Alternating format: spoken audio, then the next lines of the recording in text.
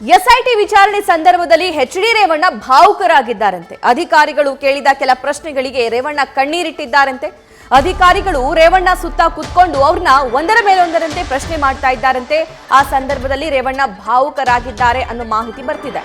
ವಿಚಾರಣೆಯಲ್ಲಿ ಮೌನಕ್ಕೆ ಶರಣಾಗಿ ರೇವಣ್ಣ ಭಾವುಕರಾಗಿದ್ದಾರೆ.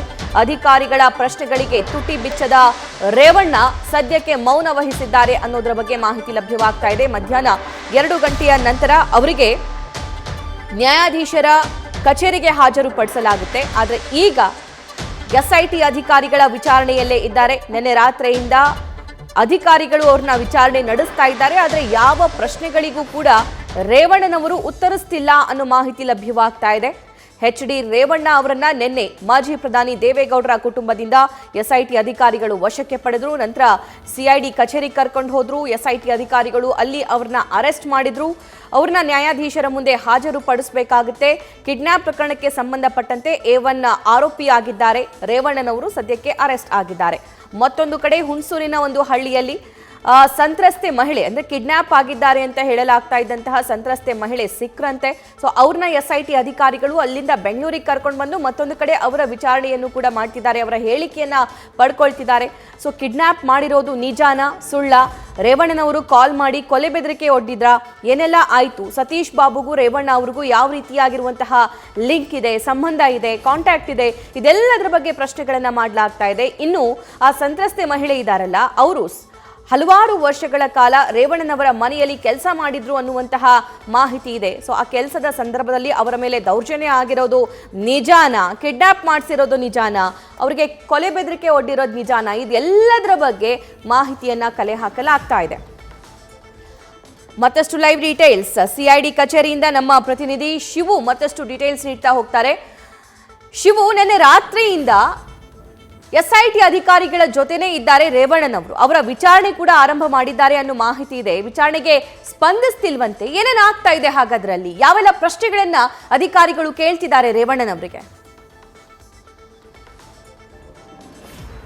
ಸಭಾ ರೇವಣ್ಣ ಅವರನ್ನ ವಶಕ್ಕೆ ಪಡ್ಕೊಂಡು 15 ಗಂಟೆಗಳು ಕಳೆದಿದೆ. ನಿನ್ನೆ 7 ಗಂಟೆ ಸುಮಾರಿಗೆ ಎಚ್.ಡಿ. ರೇವಣ್ಣ ಅವರನ್ನ ಪದ್ಮನಾಭನಗರ ದೇವೇಗೌಡರ ನಿವಾಸದ ಬಳಿಯಲ್ಲಿ ಎಸ್ಐಟಿ ಅಧಿಕಾರಿಗಳು ವಶಕ್ಕೆ ಪಡೆದಿದ್ದಾರೆ. ವಶಕ್ಕೆ ಪಡೆದ ನಂತರದಲ್ಲಿ ಅವರಿಗೆ ಮೆಡಿಕಲ್ ಟೆಸ್ಟ್ ಅನ್ನು ಮುಗಿಸಿಕೊಂಡು ಎಸ್ಐಟಿ ಕಚೇರಿಗೆ ಬರುವಂತಹ ಸಂದರ್ಭದಲ್ಲಿ ರಾತ್ರಿ 11 ಗಂಟೆ ಸಮಯ ಆಗಿರುತ್ತೆ. ತದನಂತರದಲ್ಲಿ ನಿನ್ನೆ ಅವರಿಗೆ ಯಾವುದೇ ವಿಚಾರಣೆ ಮಾಡಿಲ್ಲ ಅನ್ನೋ ಮಾಹಿತಿ ಇದೆ. ಜೊತೆಗೆ ಬೆಳಿಗ್ಗೆ 9:30ರಿಂದ ರೇವಣ್ಣ ಅವರನ್ನ ವಿಚಾರಣೆ ನಡೆಸುವಂತ ಕೆಲಸವನ್ನ ಎಸ್ಐಟಿ ಅಧಿಕಾರಿಗಳು ಮಾಡ್ತಿರುವಂತದ್ದು. ಇದುವರೆಗೂ ಸರಿಸುಮಾರು 35ರಿಂದ 40 ಪ್ರಶ್ನೆಗಳನ್ನ ಕೇಳಿದ್ರು ಕೂಡ ರೇವಣ್ಣ ಅವರು ಎಸ್ಐಟಿ ಅಧಿಕಾರಿಗಳು ಕೇಳುವಂತ ಯಾವುದೇ ಪ್ರಶ್ನೆಗಳಿಗೂ ಕೂಡ ಸಮರ್ಪಕವಾಗಿ ಉತ್ತರವನ್ನ ಕೊಟ್ಟಿಲ್ಲ. ಜೊತೆಗೆ ಏನೇ ಪ್ರಶ್ನೆ ಕೇಳಿದ್ರು ಕೂಡ ರೇವಣ್ಣ ಅವರು ಮೌನಕ್ಕೆ ಶರಣಾಗಿದ್ದಾರೆ ಅನ್ನೋ ಮಾಹಿತಿ ಸಿಕ್ತಿರುವಂತದ್ದು. ಒಂದ್ ಕಡೆ ರೇವಣ್ಣ ಅವರು ಮಾಜಿ ಪ್ರಧಾನಮಂತ್ರಿಗಳ ಮಗ, ಈ ಹಿಂದೆ ಮಾಜಿ ಮುಖ್ಯಮಂತ್ರಿಗಳಾಗಿದ್ದಂಥ ಕುಮಾರಸ್ವಾಮಿ ಅವರ ಸಹೋದರ, ಸ್ವತಃ ರೇವಣ್ಣ ಕೂಡ 3 ಸಲ ಮಂತ್ರಿ ಆಗಿದ್ದವರು, ಜೊತೆಗೆ 4-5 ಬಾರಿ ಶಾಸಕರಾಗಿದ್ದಂಥವ್ರು. ರೇವಣ್ಣ ಅವರು ಹಿಂದೆ ಮಾತಾಡ್ಬೇಕಂತ ಸಂದರ್ಭದಲ್ಲಿ ಅಂದ್ರೆ ಯಾವಾಗ ರೇವಣ್ಣ ಜೊತೆಗೆ ಪ್ರಜ್ವಲ್ ಅವ್ರ ಮೇಲೆ ಎಫ್ಐಆರ್ ಆಗುತ್ತೆ, ಹೊಳೆನರಸೀಪುರ ಪ್ರಕರಣದಲ್ಲಿ ಎಫ್ಐಆರ್ ಆದಂತ ನಂತರದಲ್ಲಿ ಮಾಧ್ಯಮಗಳಿಗೆ ಪ್ರತಿಕ್ರಿಯೆ ನೀಡುವಂತ ಸಂದರ್ಭದಲ್ಲಿ ರೇವಣ್ಣ ಅವರು ಹೇಳಿದ್ರು, ನಾವು ಇದ್ಯಾವುದಕ್ಕೂ ಕೂಡ ಹೆದರ್ಕೊಳ್ಳಲ್ಲ.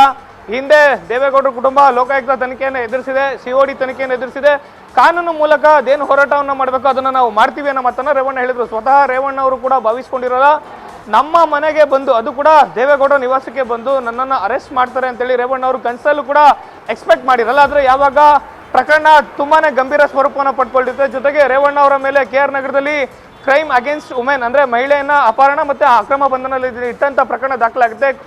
ರೇವಣ್ಣ ಅವರಿಗೆ ಬೇಲ್ ಕೂಡ ರಿಜೆಕ್ಟ್ ಆಗುತ್ತೆ. ಎಸ್ಐಟಿ ಅಧಿಕಾರಿಗಳು ಕೂಡಲೇ ರೇವಣ್ಣ ಅವರನ್ನ ವಶಕ್ಕೆ ಪಡೆದು ಅರೆಸ್ಟ್ ಮಾಡುವಂತ ಕೆಲಸವನ್ನ ಮಾಡ್ತಾರೆ.